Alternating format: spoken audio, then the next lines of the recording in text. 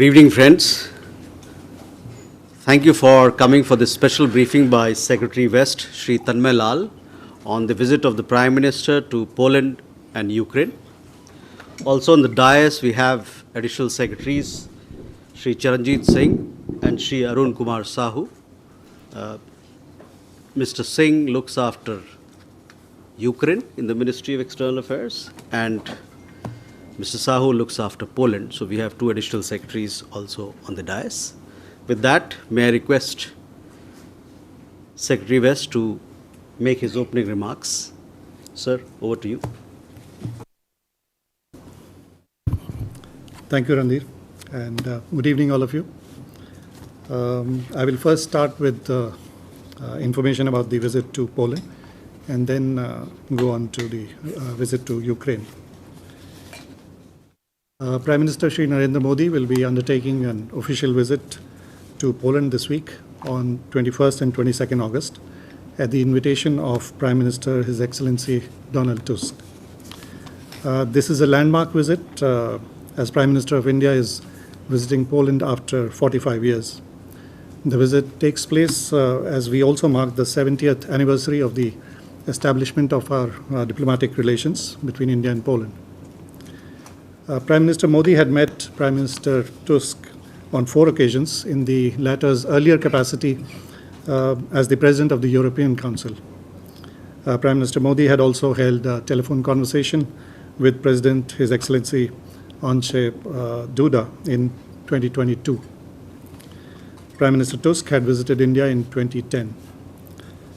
This upcoming visit builds upon a series of continuing high-level exchanges between India and Poland, which take place in various formats. During the first 4 months of this year alone, for example, there have been a couple of high-level interactions. Our External Affairs Minister and Foreign Minister Sikorski had met on the sidelines of the Munich Security Conference in February. And Poland's Secretary of State for Foreign Affairs, Władysław Bartoszewski, had visited India the same month.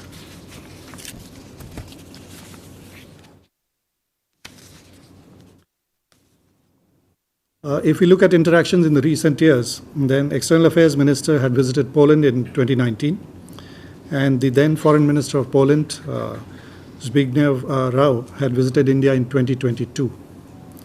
The chairperson of India-Poland Parliamentary Friendship Group, Ms. Kinga Gajewska, had visited India in 2021. There are also regular Foreign Office consultations between India and Poland, and the 10th round of such consultations was held in Warsaw in December 2022.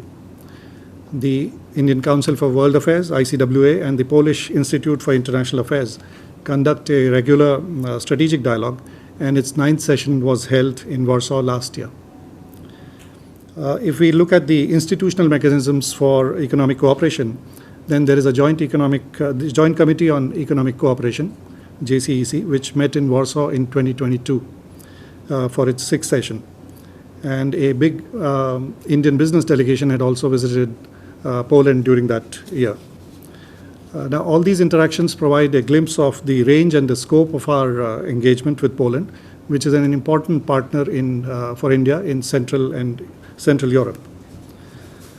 Poland has the 6th largest economy within the European Union, and Poland will hold the next presidency of the Council of the European Union. Poland is currently the chair for the Visegrad Group.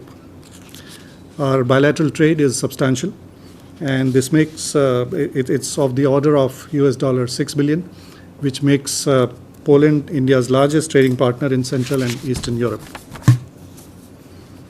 Indian investments into Poland are estimated at around $3 billion, and the Polish investments into India are around $1 billion. A number of Indian companies have active business presence in Poland, and they are engaged in a range of sectors, from IT to pharmaceuticals to manufacturing to farm vehicles to electronics, steel, metals, and chemicals. Nearly 30 Polish companies have business presence in India, and some of them have manufacturing units, and these relate to, for example, hygiene and sanitary products, cosmetics, metal packaging, waste to energy, and mining. There are direct flights between India and Poland, which commenced in 2019, and this, in a way, is helping the economic and commercial linkages. There is a large Indian community in Poland, estimated at around 25,000. This includes around 5,000 students. You may recall that the government and people of Poland had offered valuable assistance during the Operation Ganga for the evacuation of Indian students from Ukraine. More than 4,000 Indian students were evacuated via Poland during 2022. One of the unique bonds between our countries relates to the time in 1940s during World War II, when more than 6,000 Polish women and children found refuge in two princely states in India, Jamnagar and Kolhapur. As you may be aware, Jam Sahib of Navanagar had provided shelter to more than 1,000 Polish children, and others were offered refuge in Kolhapur. There are long-standing cultural ties between India and Poland, and Indology studies in Poland, Polish universities date back to 19th century. There is respect and appreciation in Poland for Indian culture and spiritual ethos, including yoga and Ayurveda. In Warsaw, Prime Minister Modi will be accorded a ceremonial welcome. In addition to the talks with Prime Minister Donald Tusk, Prime Minister Modi will also call on President Andrzej Duda.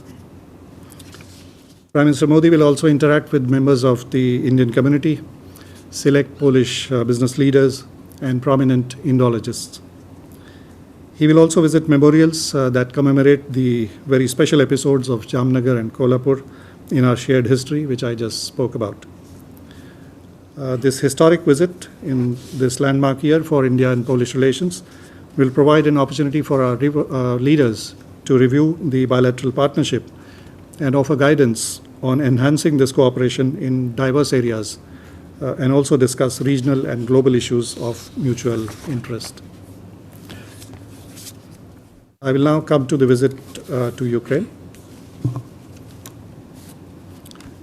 Prime Minister Shri Narendra Modi will undertake an official visit to Ukraine later this week on Friday, 23rd August, at the invitation of President of Ukraine, His Excellency Volodymyr Zelensky. This also is a landmark and historic visit, since this will be the first time that an Indian Prime Minister will be visiting Ukraine in more than 30 years since the diplomatic relations were established between our countries. The visit will build upon the recent high-level interactions between the two leaders. As you know, Prime Minister Modi and President Zelensky had met only a couple of months ago in June this year in Apulia, at the sidelines of the G7 summit. They had also met last year in Hiroshima on the margins of the G7 summit. And they had earlier met in Glasgow on the sidelines of COP in 2021. The two leaders have also had multiple telephone conversations during the last 4 years. There have been other recent regular high-level exchanges between India and Ukraine. Less than 6 months ago, in March this year, the Foreign Minister of Ukraine, His Excellency Dmytro Kuleba, had visited India when he held discussions with our External Affairs Minister. Last July, we had Foreign Office consultations in Kiev. And in April last year, the then first Deputy Foreign Minister of Ukraine, Her Excellency Emin Japarova, had visited India. There have been other interactions as well in recent months. A Ukrainian business delegation had participated in the vibrant Gujarat Global Summit in January this year. A consular dialogue in virtual format was also held this year. The Joint Working Group on Science and Technology held its most recent meeting in June last year. The upcoming visit of Prime Minister Modi to Ukraine will provide an opportunity to hold discussions on the entire gamut of bilateral relations, ranging from economic and business linkages, agriculture, infrastructure, health and education, pharmaceuticals, defense, culture, and people-to-people ties. This landmark visit, of course, takes place against the backdrop of the ongoing conflict in Ukraine, which will also form part of discussions. As you are aware, India has consistently advocated for diplomacy and dialogue to reach a negotiated settlement. India had attended the Summit on Peace in Ukraine, hosted by Switzerland in June this year. You may recall that more than 18,000 Indian students who were studying in Ukraine were evacuated during 2022 under Operation Ganga with the help of Ukrainian and other authorities. India has provided several consignments of humanitarian assistance to Ukraine since March 2022. Financial assistance for reconstruction and refurbishment of a school, and also for training of teachers from 3 different schools has also been provided. Further initiatives are also under consideration. At this stage, for obvious reasons, we are not in a position to discuss in detail the individual elements of the program of the visit, and we request your understanding on this. Information about these elements and the actual discussions between the leaders will be shared with you upon the conclusion of the visit. This is an important visit that is expected to catalyze our ties in a whole range of sectors. Thank you. So with that, we open the floor for questions.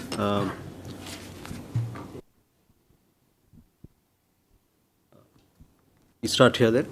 Ayushi. Sir, good evening. This is Ayushi Agarwal from ANI. I have 2 questions, one related to Poland and other to Ukraine. During the Prime Minister's visit to Poland, what can we expect in terms of defense announcements? Second, when the Prime Minister visits Ukraine, will there be any talks related to ceasefire and mediation from the Indian side, since there has not been any breakthrough? Does India has any plans to narrow the gap and bring the parties on the same page when Prime Minister visits Kiev? Thank you. Okay. Snesh. So Snesh Philip from the Print. So what is the big takeaway that we're looking in Ukraine? And are we also proposing a peace plan initiative, just like how other countries like China has done?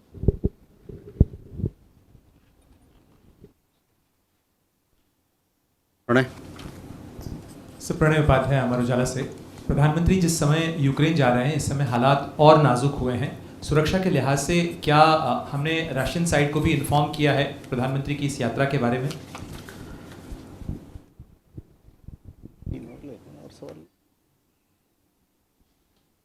Uma. So I'm Huma Siddiqui from the Financial Express. I have 2 questions. In Poland, what exactly would the discussions be related to in the sector of defense? And you said that in Ukraine also there will be talks about defense. So what are we going to talk in Ukraine about defense, if you can specify that?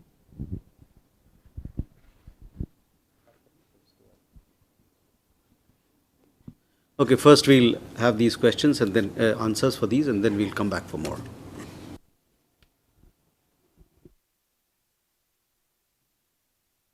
So, I think one question was on defense cooperation.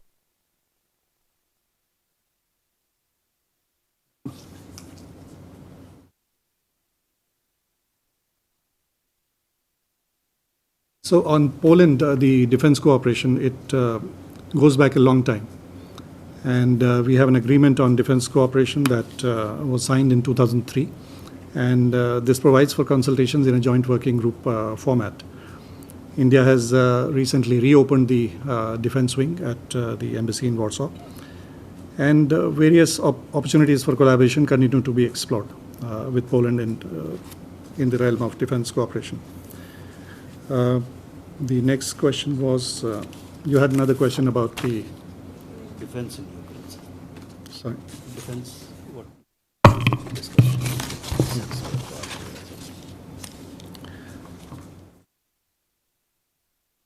So defense is one aspect of the multifaceted partnership and relations that we have with Ukraine. And this will also be part of discussions, so it is hoped. It is expected, but beyond that, at this stage, I think it will not be proper for me to comment on the specifics. There was a question on peace plan. On that, I would like to say that India has maintained a very clear and consistent position that diplomacy and dialogue can resolve this conflict, and which can lead to enduring peace. So dialogue is absolutely essential. Lasting peace can only be achieved through options that are acceptable to both parties, and it can only be a negotiated settlement. On our part, India continues to engage with all stakeholders. Prime Minister Modi has had conversations with leaders of both Russia and Ukraine, as you know, and Prime Minister had also visited Russia recently. India is willing to provide all possible support and contribution required to help find peaceful solutions to this complex issue. And at this stage, it is not for us to anticipate or prejudge what the outcome of these discussions will be between the leaders of India and Ukraine. Thank you. So we'll have more questions. Sudhi and Dinakar. You-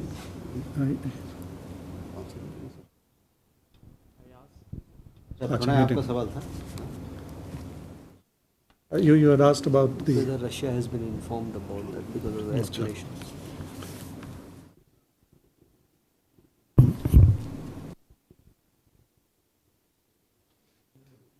This visit has been.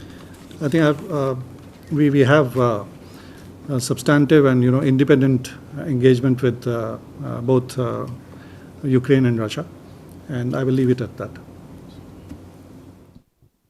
Sudhi? Sir, Sudhi Ranjan from Bloomberg here, sir. So just wanted a clarification. If you could give us an understanding, since when has Prime Minister's Ukraine visit been under the plans? Because we have seen reports that say that, or indicate or allege that Prime Minister is visiting Ukraine to balance India's relationship with the West. And we've also seen reports about the United States expressing concern after or during Prime Minister's visit to Russia. Sir, Dinakar Perry with the Hindu newspaper. A question on Ukraine. So you mentioned about the humanitarian assistance we have given to Ukraine in the past, and Ukraine has been asking for more assistance in terms of medical and other avenues. So can we expect some definitive announcements in the visit on this aspect?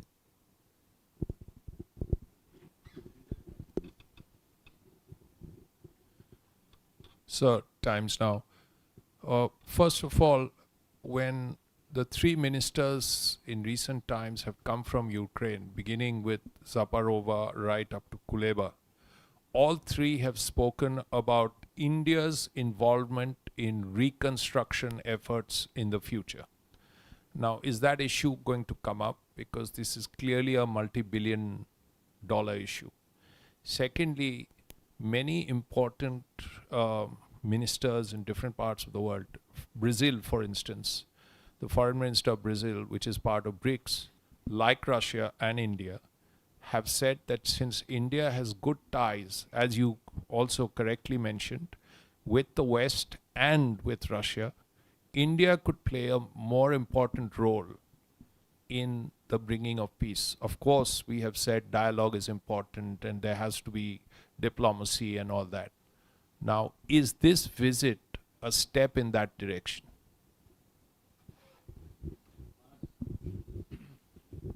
This is Manas from PTI. As you said, the visit is taking place at a time when we have seen renewed global efforts to diffuse the crisis in Ukraine. So what are the big focus of Prime Minister Modi's, as you described, landmark visit to Kyiv? Because there has been expectation that, in fact, India will play a significant role in addressing the conflict and to find some way out to find a solution. So is Prime Minister Modi going to focus on resolving the conflict? That is what the global community expects him to also focus on. Thank you. Sir, my name is Evgeny Pakhomov, TASS, Russian news agency. So my question is, what's the Indian position of Ukraine's attack on Russian Kursk region? And will this issue be discussed during the talks? Thank you.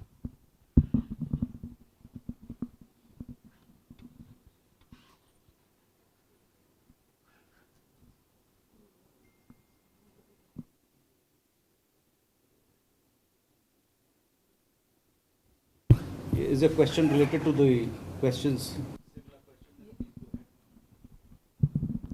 Hi, Aishwarya Iyer, CNN. What message does this visit send to Moscow at a time when Ukraine is occupying Russian territory? And two, does the government anticipate signing any defense and security agreements with Ukraine during this visit? Sandra, Deutsche Welle, Germany. A question adding up on what my Bloomberg colleague already pointed out. He pointed out the alleged American pressure after the Moscow visit of the Prime Minister. I wanted to ask about the tweet by President Zelensky back then when the visit happened. Has that ever been addressed in the meantime? And in what respect are you going to address the concerns that President Zelensky voiced in his tweet back then?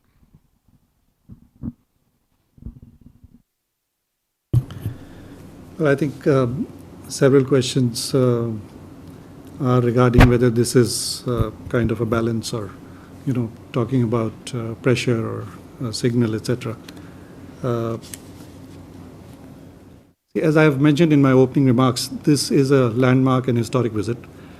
And I also explained how this visit builds upon the continuing interactions at a very high level and also institutional exchanges between India and Ukraine in various formats over the last couple of years.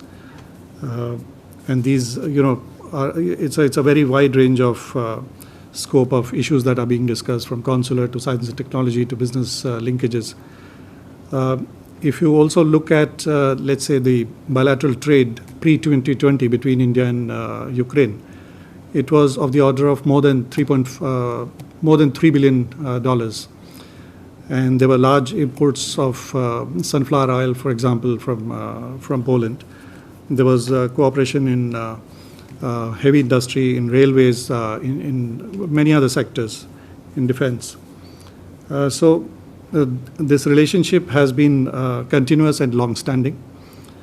And India has, as I also mentioned earlier, substantive and independent ties with both Russia and Ukraine. And these partnerships, they stand on their own. Prime Minister had, I would like to say that this is not a zero-sum game. Prime Minister had also traveled to Russia. Many ideas were discussed. Prime Minister has also met President Zelensky on a couple of occasions in the last 1 year or so. And they will now be meeting again in Ukraine. So I would like to say that these are independent, broad ties, and of course the ongoing conflict will form part of the discussions. So we would not like to frame it in the way that some of you have framed this. There was a question about humanitarian assistance. I think 16 packages have so far been delivered, ranging from medicines to power generators, medical equipment, medicines. I think 135 tons of material has been supplied so far. And further, initiatives are being explored. And at this stage, I would not like to comment on what the actual outcome will be at this stage. We will come to know at the end of the visit. There was a question about Brazil and how... Reconstruction, sir. There was a question about reconstruction. India, of course, has expressed that we are willing to provide all support and contribution that may be required, not only to find the peaceful solutions, but also in the recovery process later. What was the other one?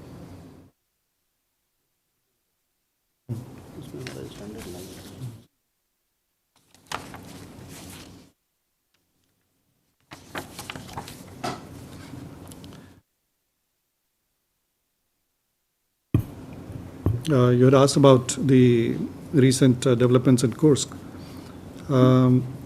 I can only say that the conflict is ongoing, and we believe that the resolution to this conflict can only come through dialogue and diplomacy. Prime Minister Modi has said, as you all know, that this is not the time for war, and solution cannot be found on the battlefield.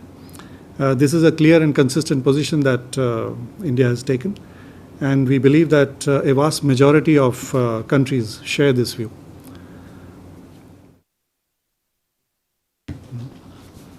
We have more questions? Sir, I'm Sanjeev from News 24. Will the Prime Minister be having a diaspora meet in Ukraine as well? And secondly, if I may repeat the question of my colleagues, whether he is going there with a plan to mediate, do we have a peace plan to offer?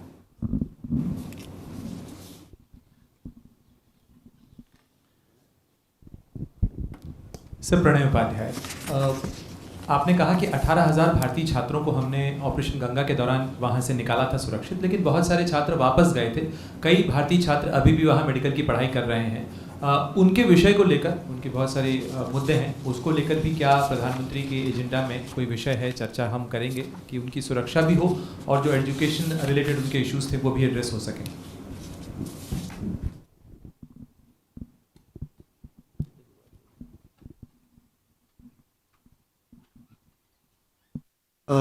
Regarding the question on peace plan, I think I have already spoken about that issue. On the question of the Indian students, of course, Indian students have been studying in Ukraine for a long time. After the start of the conflict, as you also mentioned, India had evacuated around 18,000 students who were studying there under Operation Ganga. The National Medical Council, they had facilitated the transfer of students to other, universities and countries when they came back. We now understand that around 2,100 Indian students are enrolled with the Ukrainian universities at this stage. And of this, a little over 1,000 Indian students are currently pursuing the studies in person in Ukraine.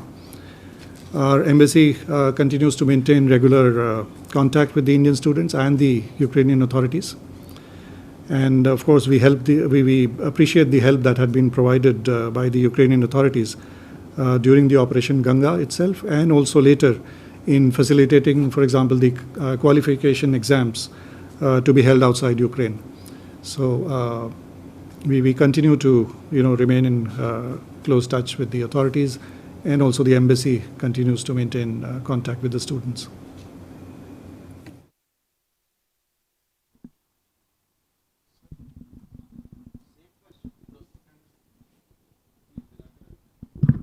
Sir, if I can add one more question, Dinakar with the Hindu, sir. Last year, Ukrainian President Zelensky had proposed a 10-point peace formula. What is our take on that, and is that going to be part of the discussions now that the Prime Minister is actually visiting the country? Sir, I am Banna from Mathyam. How many students had written the exam outside Ukraine? You mentioned earlier.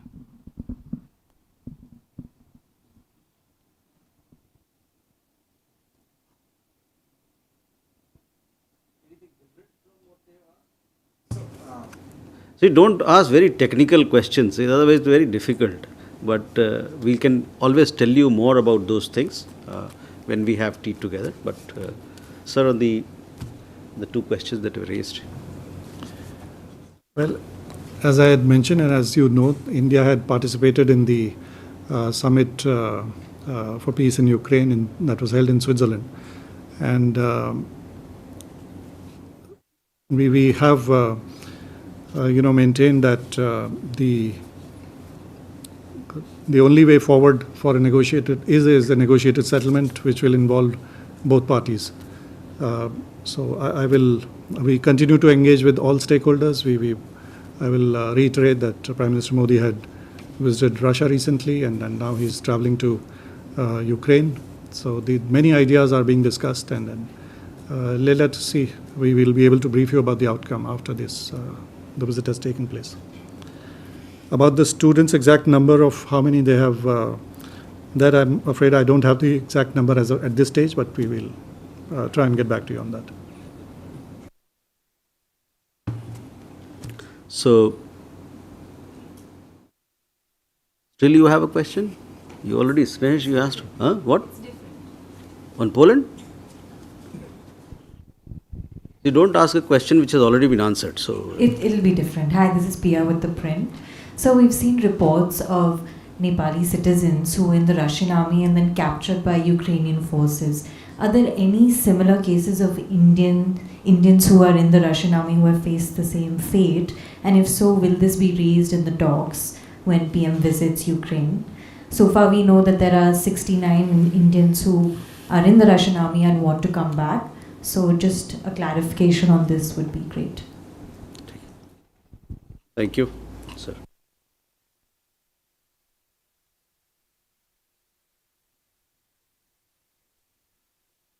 I think there has already been a discussion on this in the Parliament, so I would refer you to the statements made over there.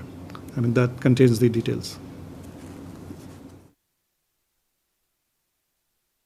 With that, we come to the close of this press briefing, but please do keep in touch over social media, and several of you are also traveling to that part of the world. We'll have press briefings both in Poland and in Ukraine, and look forward to keeping you updated on the visits. Thank you.